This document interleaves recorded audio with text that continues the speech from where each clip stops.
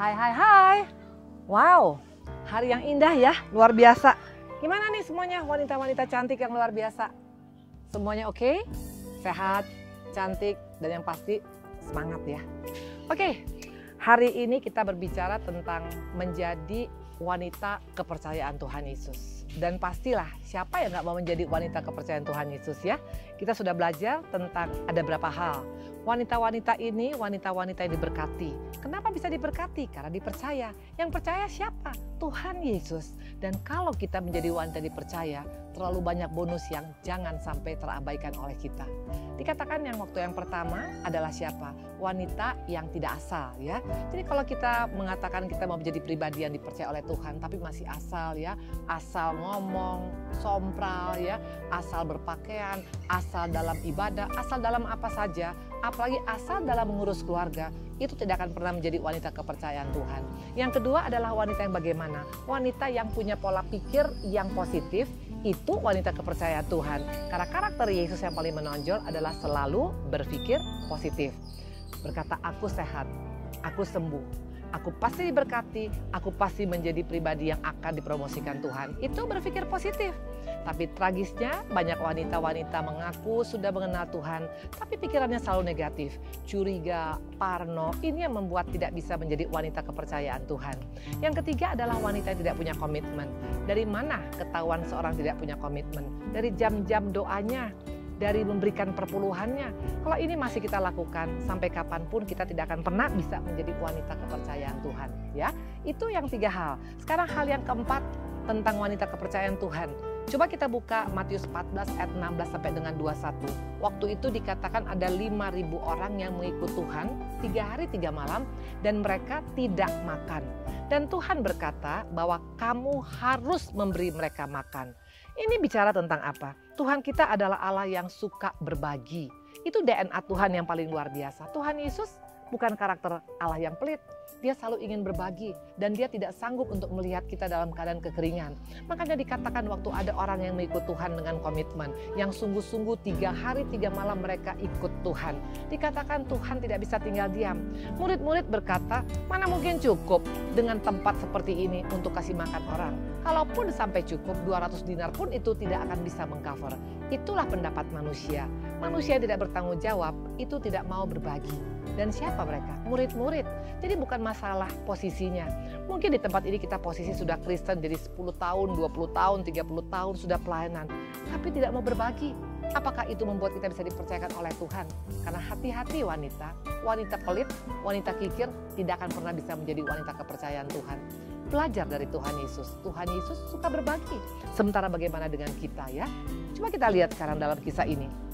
Dikatakan, coba kita buka bahwa pada saat Elia itu kekeringan, siapa yang berbagi? Itu tidak main-main, burung gagak saja mau berbagi. Dia berikan Elia itu daging pagi dan malam. Kalau burung saja mau berbagi ya, kalau misalnya sekarang kita mengaku wanita Kristen tidak mau berbagi, sangat disayangkan. Makanya tidak heran Tuhan tidak bisa percayakan kita banyak berkat. Karena Tuhan bilang seperti ini, masih berkat kecil saja sudah medit, bagaimana Tuhan mau kasih berkat besar? Makanya jangan salahkan Tuhan kalau sepertinya suka seret, dalam usaha suka macet, dalam bisnis suka macet. Bukan karena Tuhan kita tidak bisa berkati, tapi Tuhan belum percaya kepada kita untuk banyak materi. Kenapa? Karena kita terlalu pelit, tidak mau berbagi. Itu yang keempat. Yang kelima, karakter daripada Yesus yang kelima, Matius 11 ayat 28 dikatakan, marilah kepadaku semua yang letih lesu dan berbeban berat. Aku akan memberikan kelegaan padamu. Pikulah kuk yang kupasang dan belajarlah padaku. Karena aku lemah lembut dan rendah hati dan jiwamu akan mendapatkan ketenangan. Sebab kuk yang kupasang itu enak dan bebanku pun ringan. Jelas, DNA Tuhan yang paling menonjol adalah apa? Kelemah lembutannya dan kerendahan hatinya. Mungkin kita berkata, Bu Indri saya rendah hati, kalau ketemu dengan orang miskin saya suka senyum. Apa itu saja arti rendah hati? Rendah hati artinya apa? Mau menerima koreksi pada hari ini. Jadi kalau dikatakan selama ini kita berkata, kita sebagai wanita Kristen, kita sebagai orang yang sudah percaya Tuhan, tapi kita belum dipercaya oleh Tuhan. Karena apa? Karena sering kali kita tidak punya DNA tadi. Ada 5 DNA Yesus. Yang pertama, berpikir positif dan sesuai kebenaran. Jadi kalau selama kita masih suka negatif, masih suka curiga, masih suka parno, itu bukan wanita kepercayaan Tuhan. Yang kedua dikatakan adalah apa? Wanita harus punya komitmen. Karena DNA Yesus yang paling menonjol adalah dia adalah Allah yang punya komitmen. Dia datang dari surga, di dunia ini, dan dia mati di kayu salib dan selesai tugasnya dan akhirnya naik ke surga. Kalau kita berkata kita wanita kepercayaan Tuhan tapi tidak punya komitmen dalam keluarga, no, sampai kapanpun Tuhan tidak akan berkati kita banyak hal. Yang ketiga adalah pribadi yang asal. Wanita asal tidak akan mungkin bisa diberkati Tuhan. Karena Tuhan tertarik dengan orang yang betul-betul memberikan yang terbaik. Yesus memberikan yang terbaik. Waktu dia menciptakan dunia, dikatakan sungguh amat baik. Tuhan gak menjadikan kita asal. Bahkan binatang kecil pun sempurna ciptaan Tuhan. Ada matanya, ada kepalanya, ada tubuhnya, ada kakinya. Seringkali kita memberikan ampas bagi Tuhan. Mana contohnya ampas?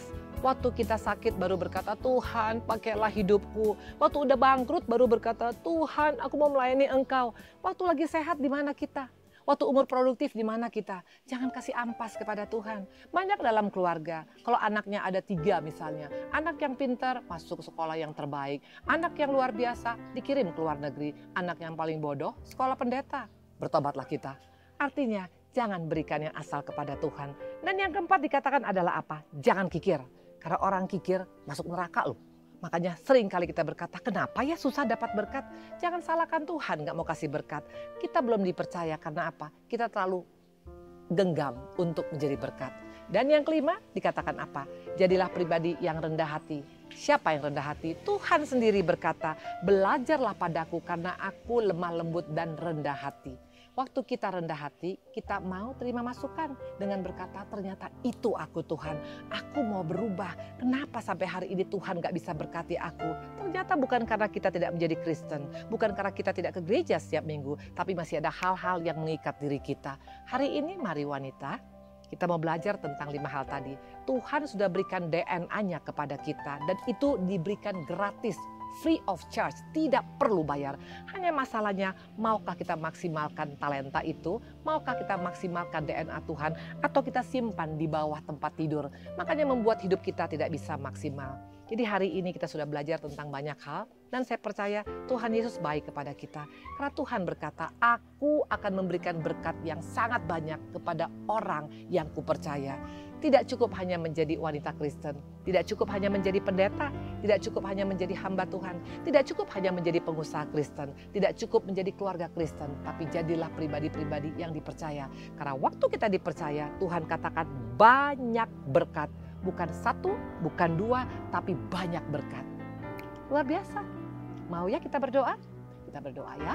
Terima kasih Tuhan Yesus. Hari ini kami ambil komitmen untuk menjadi pribadi yang dipercaya oleh Tuhan. Karena terlalu banyak berkat yang terabaikan waktu kami menolak untuk menjadi kepercayaan-Mu. Terima kasih Tuhan Yesus yang baik. Haleluya. Amin. Saya Evangelis Dr. Indri Pardede Arya dari Sungai Sukacita Ministry by Love. Shalom.